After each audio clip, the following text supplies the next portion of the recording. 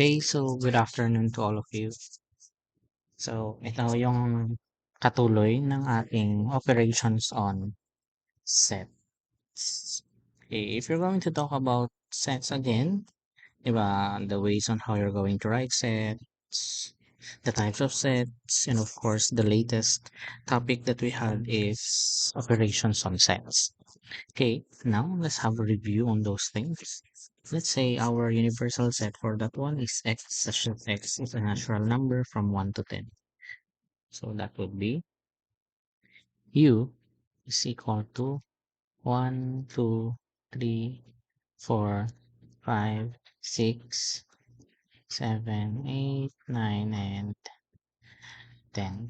Set A, you have there set A, set B, and set C, set D.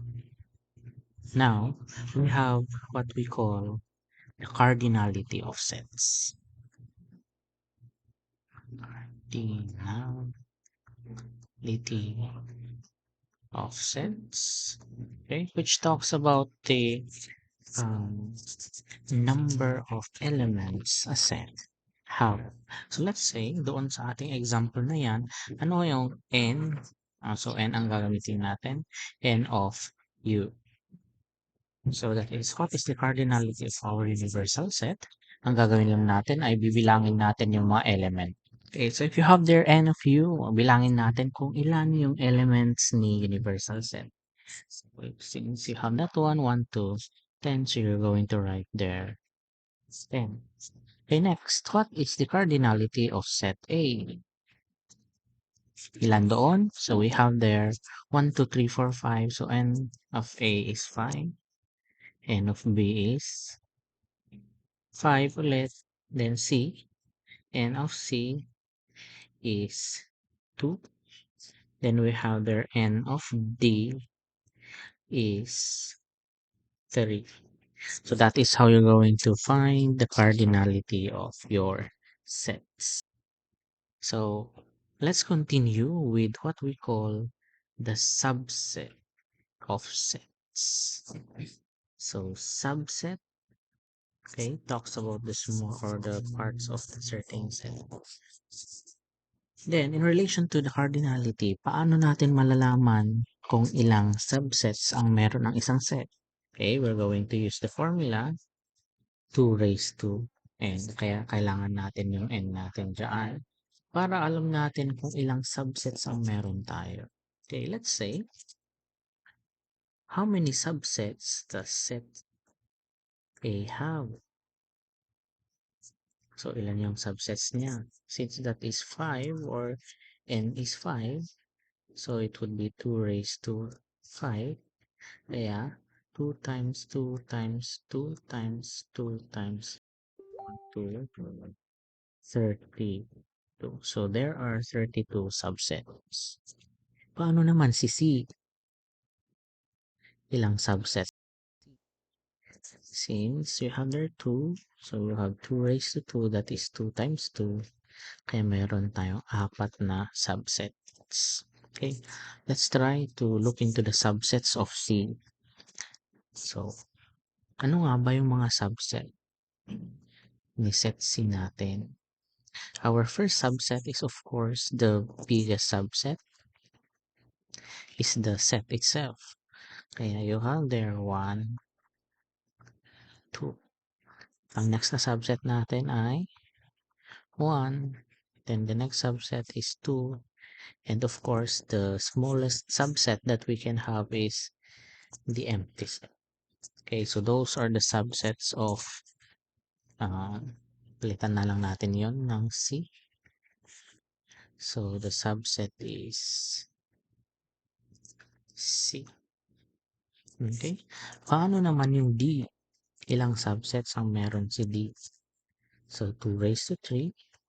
So you have there 2 times 2 times 2 times 2. That is 8 subsets. Okay. So, alamin natin kung ano yung mga subsets ni D.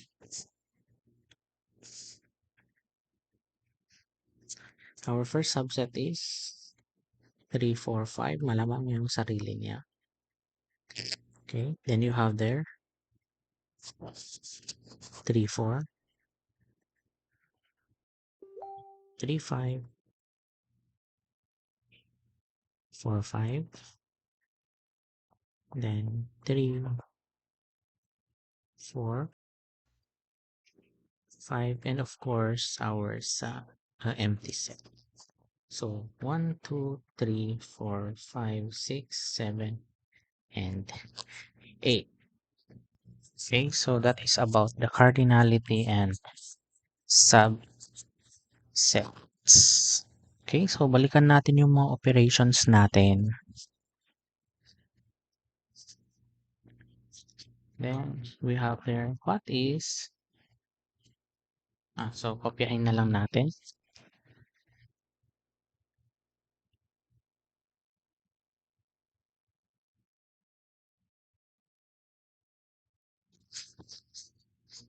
Okay, so yan.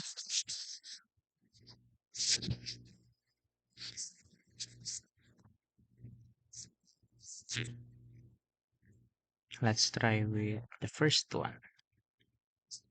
So you have there A union B. So if you're going to talk about A union B, since that is 1 to 10, pwede natin ilagay doon na that is set U. Number 2, B union C. So you have there 1, 2, 3, 5, 7, and 9. Number 3, say, anong intersection ni C intersection D? May magkaparehas ba? Wala. So you can say there that that is an empty set. Then 4, B intersection D. Magkaparehas ba kina B and D? You have there 3 and 5. Okay. Okay, we have there number 5. Let's say, what is A complement? So again, alisin natin yung mga elements ni A, which is 2, 4, 6, 8, 10 sa ating elements na 1, 2, 3, 4, 5, 6, 7, 8, 9, and 10. So alisin natin. If you're going to remove that one, so alisin natin si 2, 4, 6, 8, and 10. Anong matitira? So you have there 1, 3, 5, 7, and 9. Okay.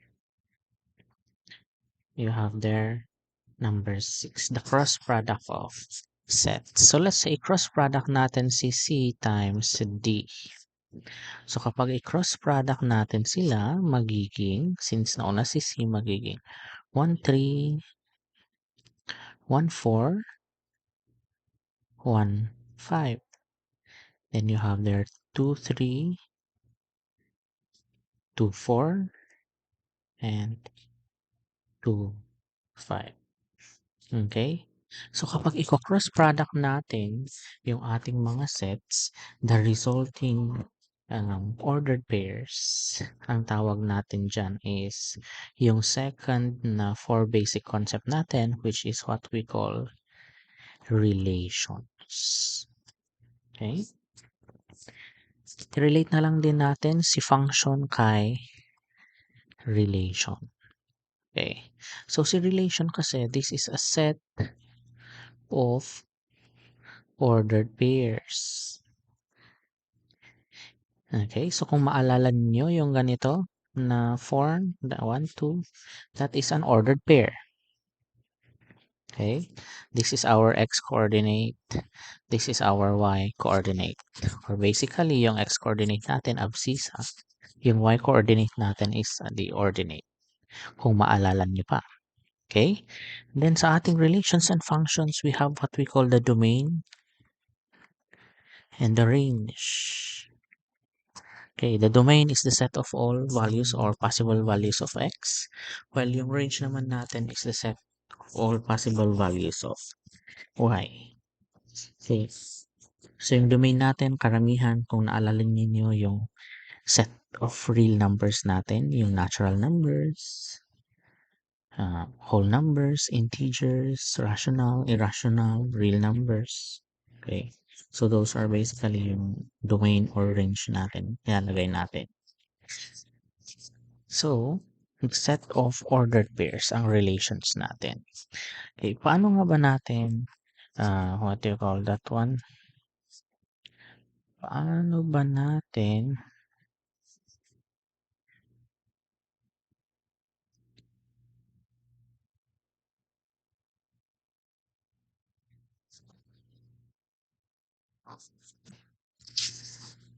okay, compare yung ating relation,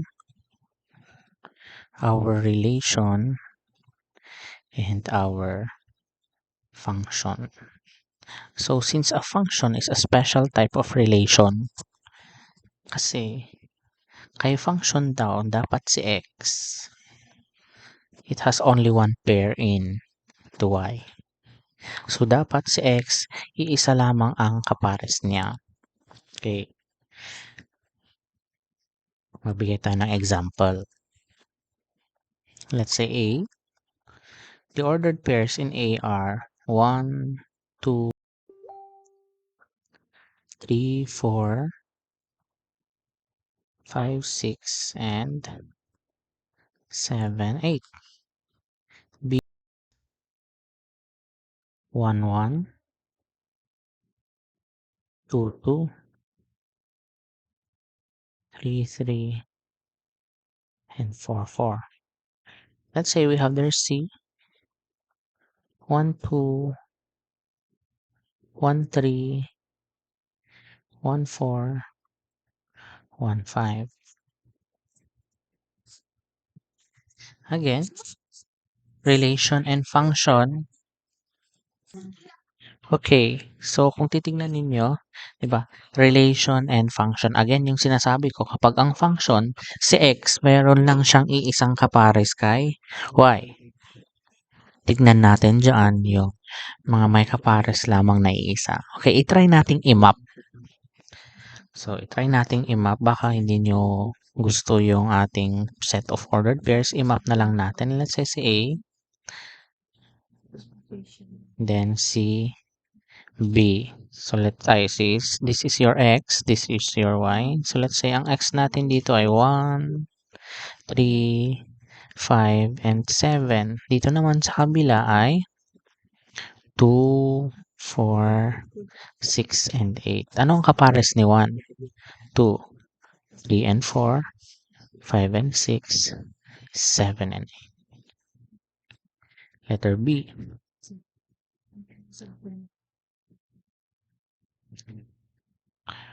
1, 2, 1, 2, 3, and 4. So, kapares ni 1 ay 1, 2 ay 2, 3 ay 3, 4 and 4.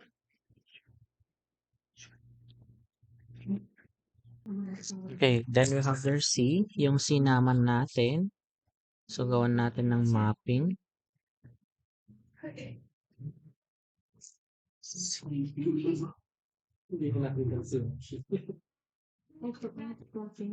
Okay, C, you have there, ilan yung 1? Then you have there 2, 3, 4, and 5. Okay. So, saan dyan yung ating function and relation? Okay. So, letter A,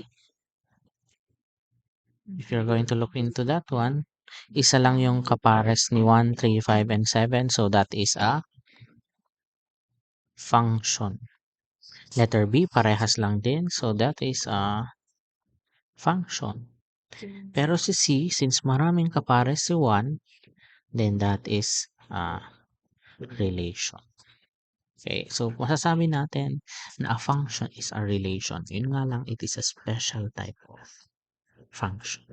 Okay, let's say we have there D.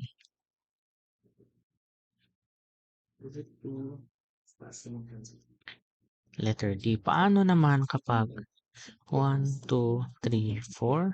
Then you have there 5. Baliktarin natin. Is that a function or a relation? That is a function. Kasi nga, iisa lamang yung kapares ni 1, 2, 3, and 4. Okay, so that is how you're going to determine if that is a relation or a function. Okay, then the last one is your binary operation.